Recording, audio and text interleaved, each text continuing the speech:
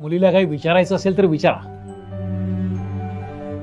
कडू कारली, साखरेत घोळवेन, साबणाची वडी, पुरवून वापरेन, आईचा राग, मन सांभाळेन, कमी पगार, काटकसर करेन.